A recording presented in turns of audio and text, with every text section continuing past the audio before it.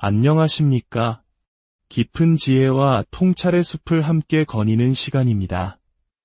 혹시 여러분 중에 유난히 타인의 감정에 깊이 공감하고 그들의 고통을 마치 내 것처럼 느끼는 분들이 계신가요?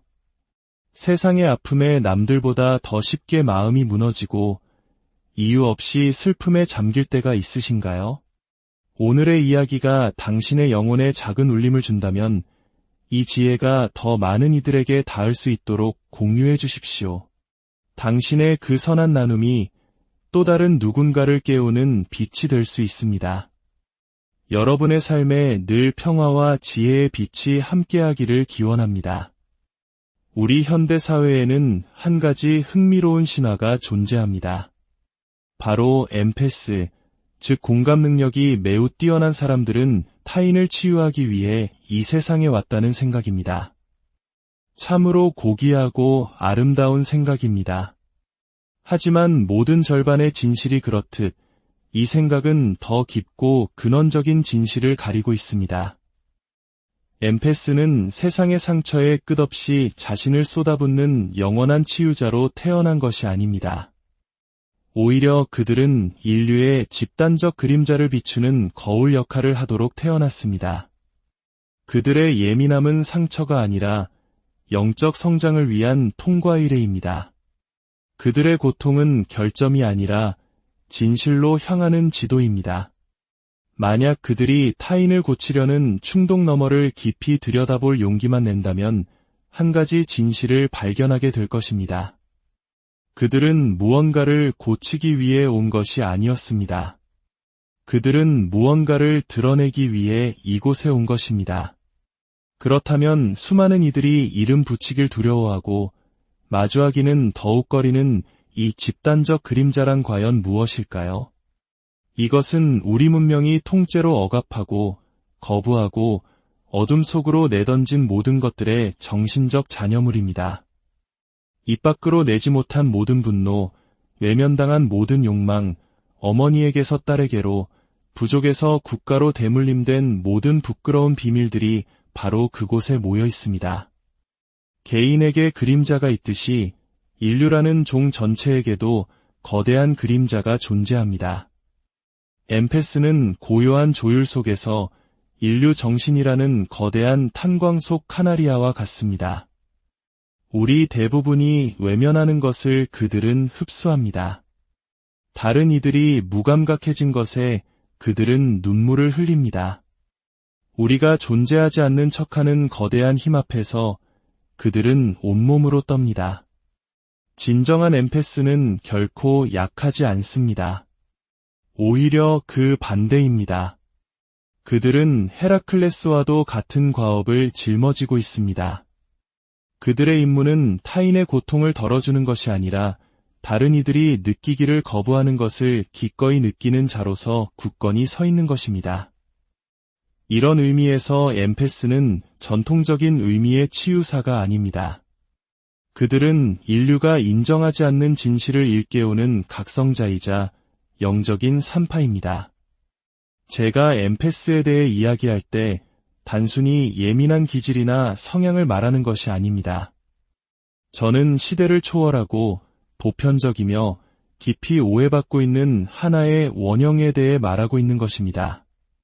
그것은 바로 상처 입은 거울의 원형, 부족 안에서 무엇이 부서졌는지를 비추는 그릇의 원형입니다.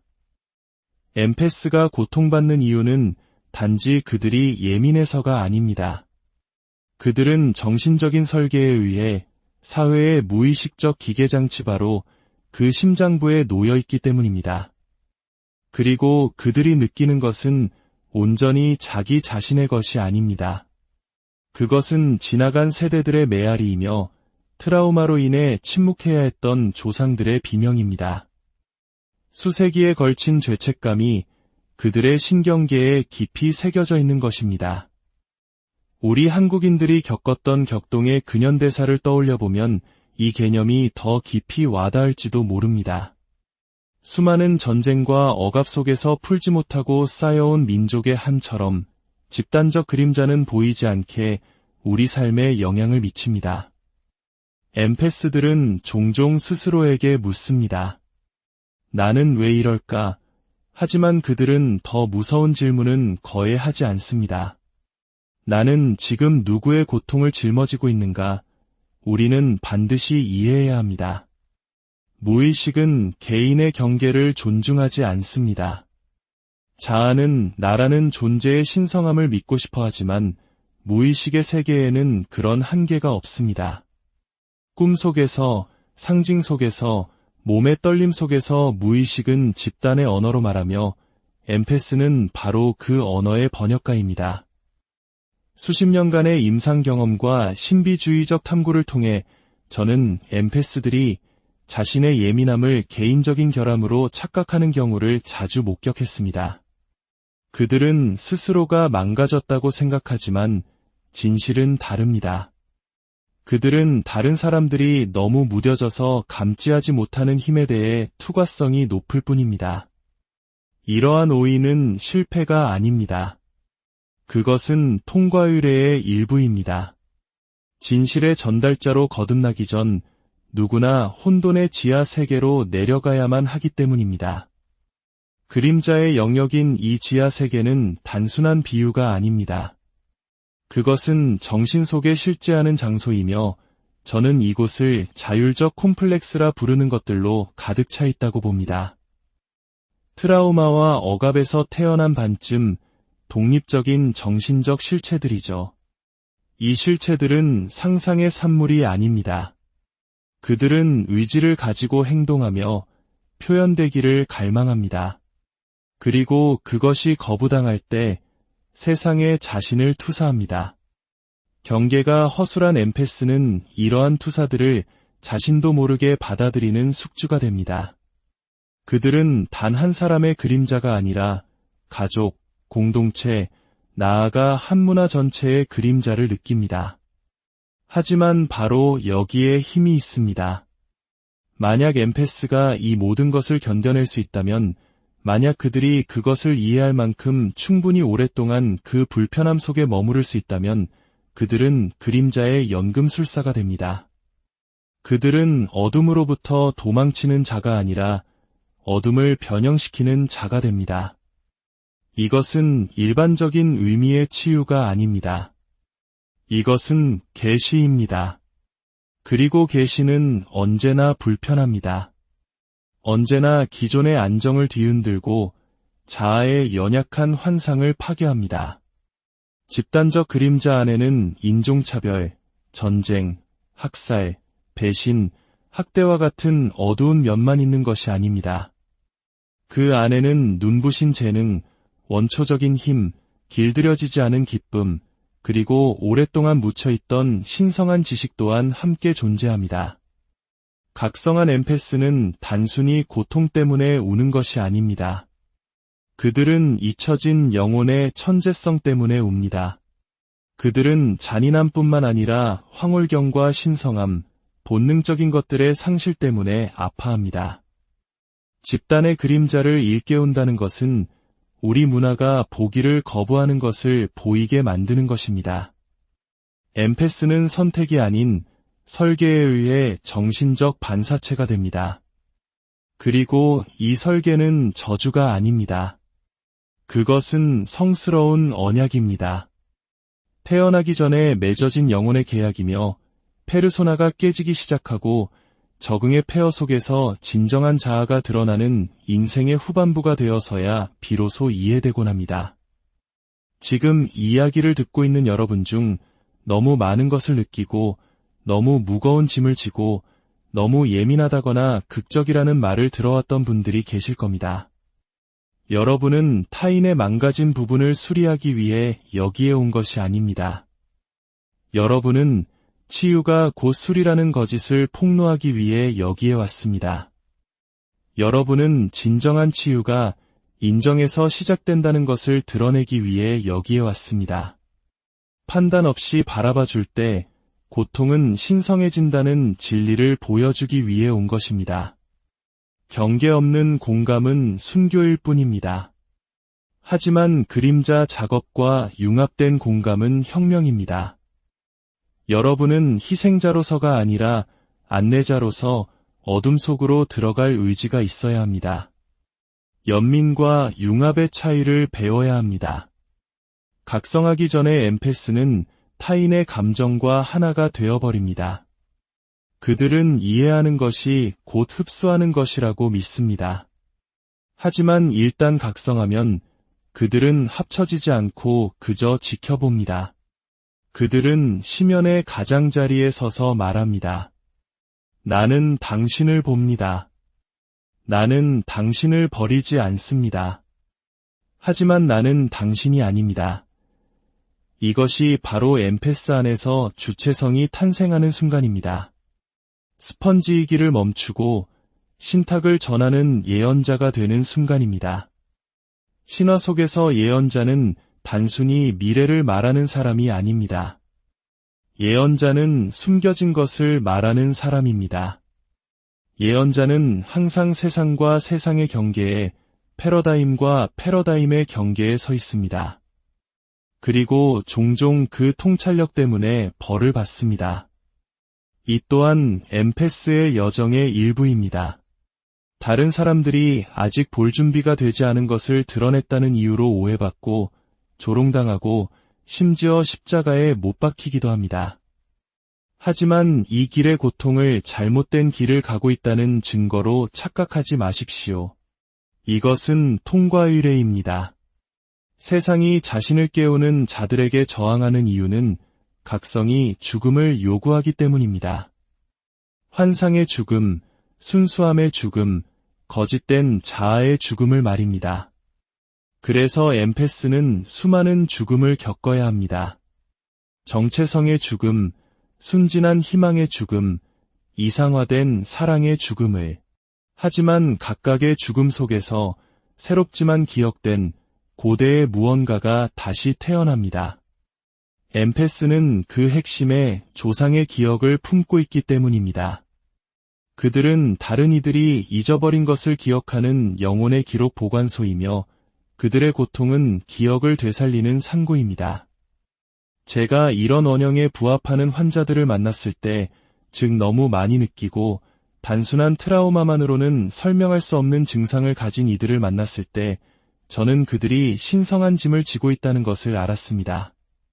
단순히 신경증적이거나 상처 입은 것이 아니라 선택받은 존재라는 것을요. 세상에 살아내지 못한 이야기들을 짊어지도록 정신에 의해 선택받은 것입니다. 그들은 종종 불안, 우울, 심지어 해리 상태를 보였지만 그 증상들 아래에는 스스로를 두렵게 할 만큼 밝은 빛이 있었습니다. 엠패스는 타인을 두려워하는 것이 아닙니다. 그들은 자신의 힘을 두려워합니다.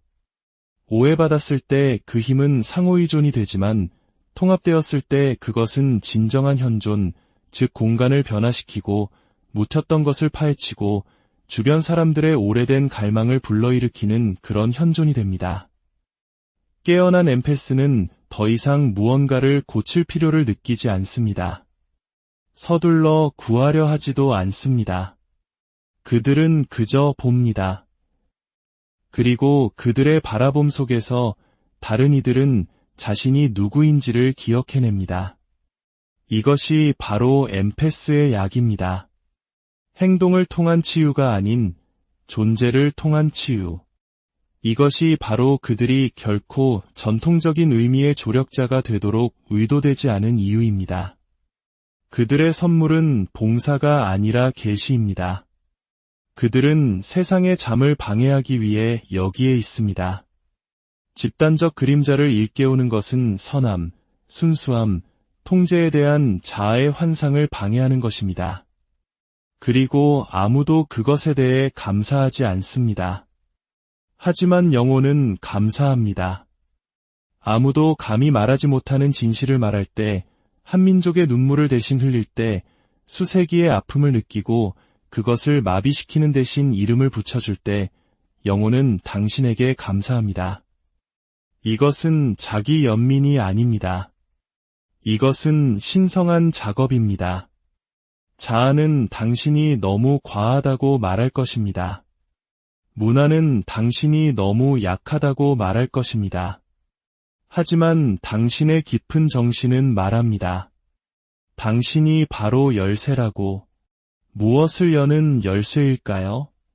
바로 통합을 여는 열쇠입니다. 분리된 것들의 재결합을 위한 열쇠. 엠패스는 거부당한 부분들의 황금을 품고 있습니다. 그들은 알려진 것과 알려지지 않은 것, 문명과 원시, 의식과 무의식 사이의 다리입니다. 이것이 바로 엠패스가 종종 세상들 사이에 있는 것처럼 느끼는 이유입니다. 그들은 경계의 공간, 문턱, 꿈의 풍경 속에 살기 때문입니다. 그들은 말해지지 않은 것을 듣고 보여지지 않은 것을 느끼며 아직 일어나지 않은 일을 기억합니다. 이것을 병리적인 것으로 만들지 마십시오. 장애로 축소하지 마십시오. 이것은 신비주의이며 통과의례이며 원형의 체화입니다. 엠패스의 신경계는 편안함을 위해 만들어지지 않았습니다. 그것은 투과성을 위해 만들어졌습니다. 이것은 생물학적 결함이 아니라 원형적 설계의 필연성입니다. 그것은 집단 무의식이 스며들 만큼 다공성이어야 하지만 동시에 짊어진 정신적 무게에 부서지지 않을 만큼 튼튼해야 하는 그릇입니다. 대부분의 엠패스가 무너지는 이유는 그들이 약해서가 아니라 자신이 경험하는 것이 자신만의 것이 아니라는 사실을 아직 기억하지 못하기 때문입니다. 그것은 그들을 통해 형태를 찾으려는 세상의 아픔입니다. 당신의 꿈을 기억하십니까? 저는 진단가로서가 아니라 신비가로서 묻습니다. 엠패스의 꿈은 단순히 사적인 것이 아닙니다. 그것은 신화적입니다. 그들의 꿈은 종종 개인의 무의식만으로는 생성하기에 너무나 거대한 상징들을 담고 있습니다. 불타는 도시의 꿈, 피눈물을 흘리는 어머니의 환영, 보이지 않는 문 뒤에 갇힌 아이들의 반복되는 이미지. 이것들은 고립된 트라우마의 메아리가 아닙니다.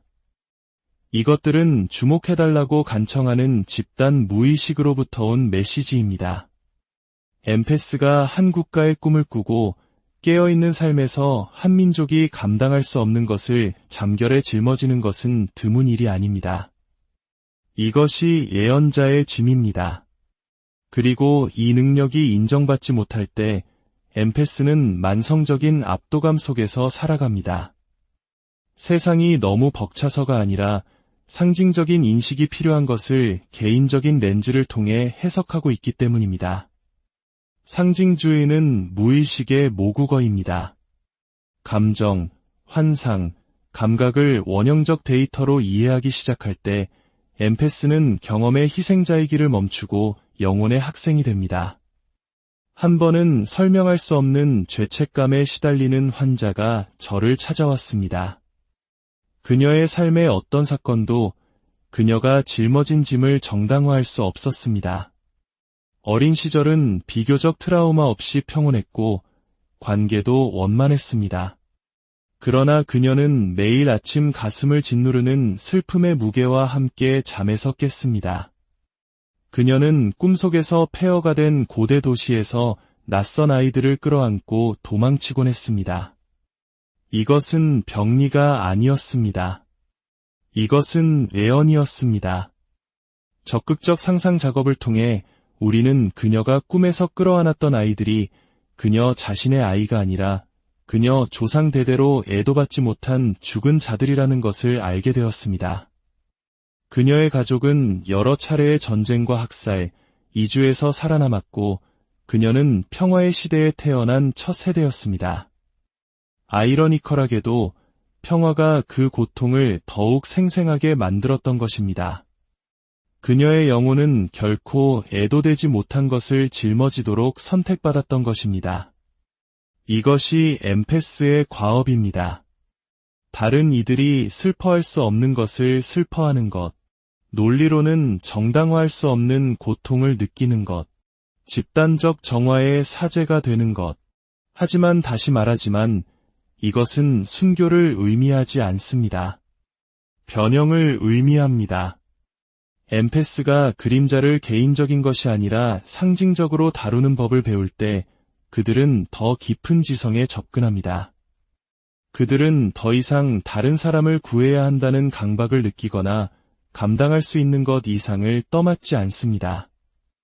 대신 그들은 기억의 연금술에 참여하는 신성한 증인으로 서 있습니다.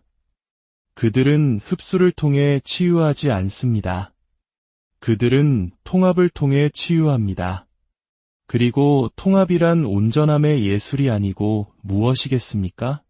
온전함은 완벽함을 의미하지 않습니다. 행복을 의미하지도 않습니다. 그것은 빛과 그림자, 기쁨과 슬픔, 분노와 부드러움과 같은 양극단을 어느 한쪽에 치우치지 않고 끌어안을 수 있는 능력을 의미합니다. 온전해진 엠페스는 이원성 사이의 다리가 됩니다. 이 통합은 고독을 필요로 합니다.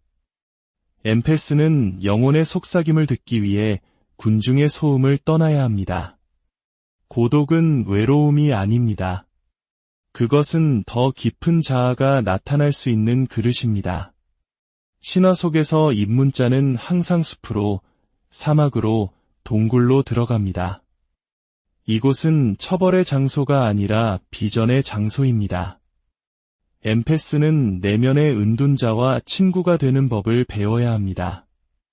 도피로서가 아니라 준비로서 물러서는 법을 말입니다. 고독에서 돌아온 엠페스는 빈손으로 돌아오지 않습니다. 그들은 비전과 진실, 영적 지혜를 가지고 돌아옵니다. 그러면 그들의 존재만으로도 촉매가 됩니다. 설교하기 때문이 아니라 체화하기 때문입니다. 그들은 무의식에 대한 살아있는 해독제가 됩니다. 애써서가 아니라 그저 존재함으로써. 오늘날 우리는 고대 부족들이 통과의례로 여겼던 것을 약물로 치료합니다. 오래된 문화들이 신성시했던 것을 침묵시킵니다. 엠페스의 고통은 그들의 기능장애의 증거가 아닙니다. 그것은 신성한 것을 존중하는 법을 잊어버린 문화의 증거입니다. 그리고 신성한 것은 언제나 몸을 통해 돌아옵니다. 엠페스의 몸은 지도이며 수맥을 찾는 막대기이며 신성한 경전입니다. 그러나 대부분의 엠페스는 자신의 몸과 전쟁을 치르며 살아갑니다. 그들은 떨림, 눈물, 탈진과 같은 신체 반응을 약함의 신호로 여기며 배신으로 취급합니다. 하지만 몸은 그림자의 캔버스입니다. 마음이 억압하는 것을 기록합니다. 다른 사람 앞에서 위가 뭉치는 것, 그것은 정보입니다. 이유 없이 가슴이 아픈 것, 그것은 소환장입니다. 소름이 돋고 눈물이 나고 손이 떨리는 것, 이것들은 증상이 아니라 신호입니다. 엠페스의 과제는 그것들을 해독하는 것입니다. 어떤 진실이 나를 통해 말하려고 하는가? 라고 묻는 것입니다. 깨어난 엠페스는 교리의 예언자가 아니라 체화의 예언자가 됩니다. 그들은 그림자를 단순히 이해하는 것이 아니라 느낍니다. 트라우마에 대해 이론화하는 것이 아니라 짊어집니다. 그리고 그것을 짊어짐으로써 그들은 그것의 번역가가 됩니다. 말할 수 없는 것에 언어를 부여하고 흘리지 못한 눈물을 대신 흘려주며 수세대의 부정 아래 묻혀있던 것에 목소리를 줍니다. 이것이 그들의 재능이 그토록 위협적인 이유입니다. 그림자의 진실을 말하는 것은 집단의 환상을 깨뜨리기 때문입니다.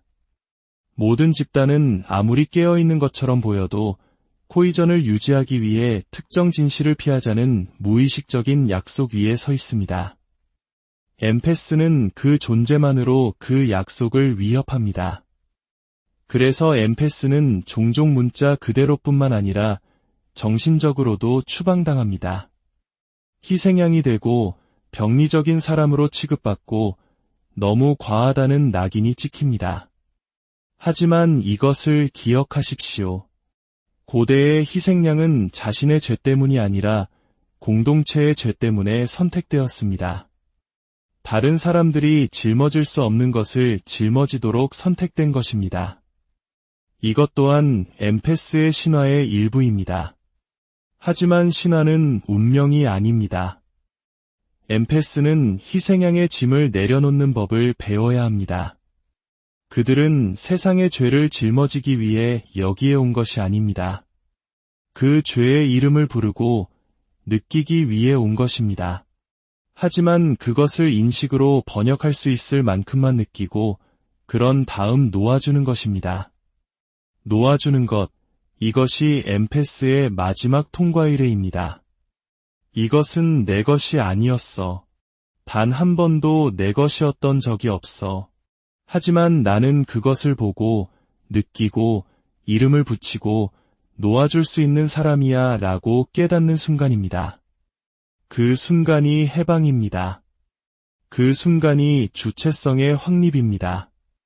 그 순간이 바로 엠페스의 진정한 목적을 되찾는 순간입니다. 치유하기 위해서가 아니라, 봉사하기 위해서가 아니라, 깨우기 위해서. 무엇을 깨우는가?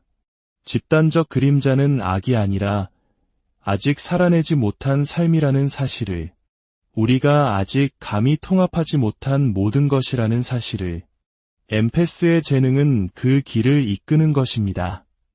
힘이나 논쟁이 아니라 체화를 통해 부끄러움 없이 자신의 감수성 충만함 속에 서 있음으로써 깊이 느끼고 자유롭게 사는 것이 무엇을 의미하는지 보여줌으로써 그래, 나는 느낀다. 그래, 나는 떤다. 그래, 나는 내 것이 아닌 것을 짊어진다. 하지만 잠시뿐이다. 그리고 나는 그것을 변형시켜 세상에 돌려준다. 이것이 바로 연금술적 행위입니다. 무의식의 납을 받아들여 인식의 황금을 돌려주는 것. 깨어난 엠페스는 그림자의 연금술사가 됩니다. 그들은 더 이상 감정에 잠식당하지 않습니다. 그들은 신비 속에서 헤엄칩니다. 그들은 더 이상 길을 잃지 않습니다. 그들은 통과 의례를 거친 자입니다. 그리고 통과 의례를 거쳤다는 것은 편안함으로 졸업하는 것이 아닙니다. 돌아올 수 없는 문턱을 넘는 것입니다. 자신의 진정한 기능을 깨달은 엠페스는 더 이상 예전 세상에 들어맞지 않습니다. 그들은 사회적 규범을 따르거나 무의식적인 역학에 참여하는 데 관심이 없습니다. 그들은 이제 더 깊은 신비, 영혼 진화의 참여자가 된 것입니다. 엠페스의 성숙은 그들의 통찰력을 연민과 함께 사용하는 법을 배우는 것입니다. 미성숙한 엠페스는 인정을 구하고 깨어나는 엠페스는 정화를 구합니다. 그러나 성숙한 엠페스는 연결을 추구합니다. 융합이 아닌 주체적인 영혼들 간의 진정한 만남을 말입니다. 이를 위해서는 겸손이 필요합니다. 느끼는 것만으로는 충분하지 않다는 것을 깨달아야 합니다. 분별력을 길러야 합니다. 모든 고통이 그들이 짊어져야 할 것은 아닙니다. 모든 고통이 그들이 비춰야 할 것은 아닙니다.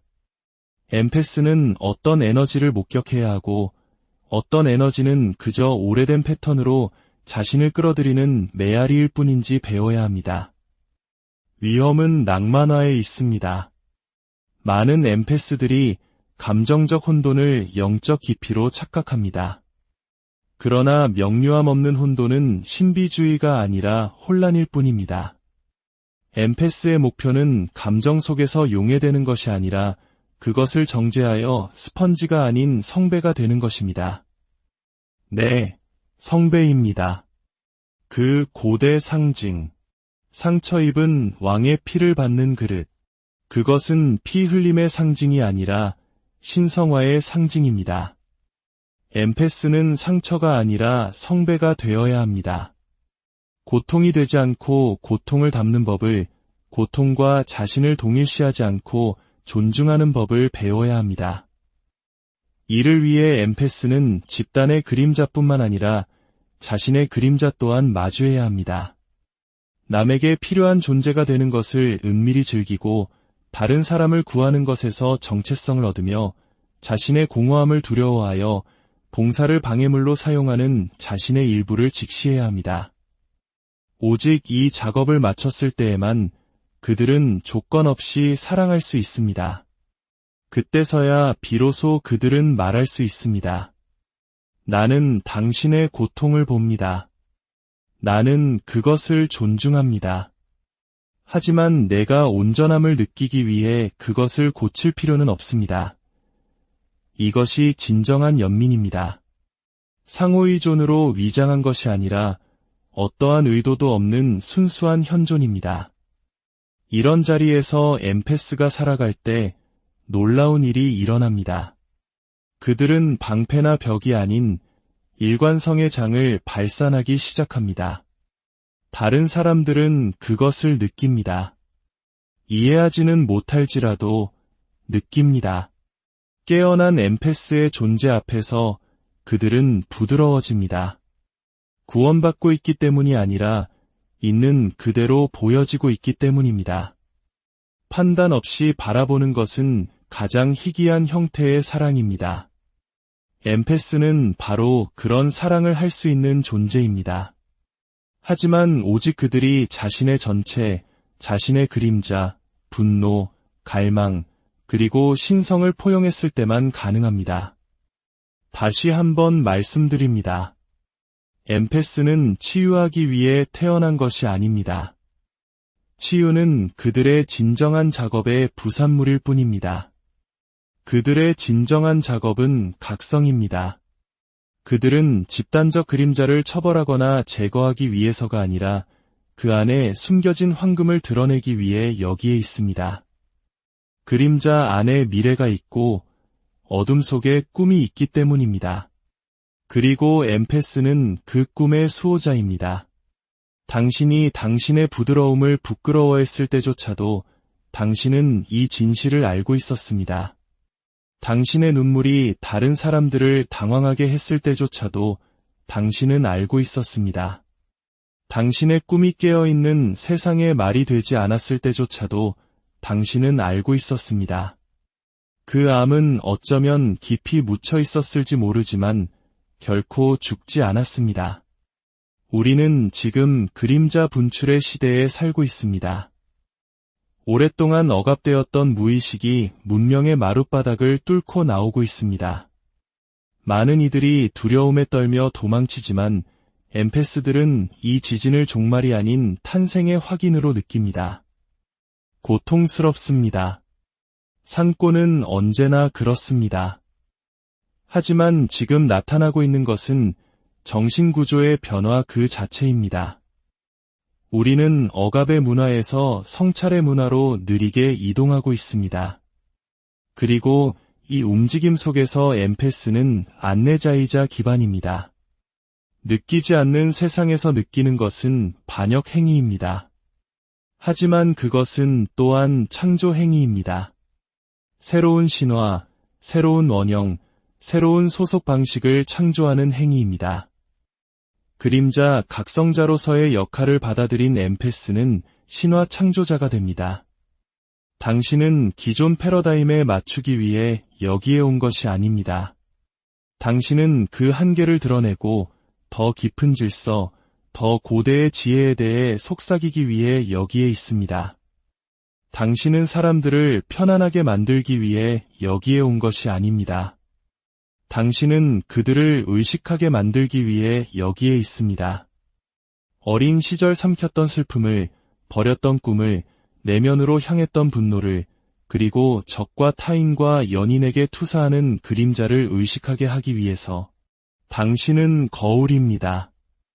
그리고 거울로서 서 있는 것은 깨질 위험을 감수하는 것입니다. 하지만 지금 제 말을 들으십시오. 모든 깨어짐은 시작입니다. 모든 균열은 문입니다.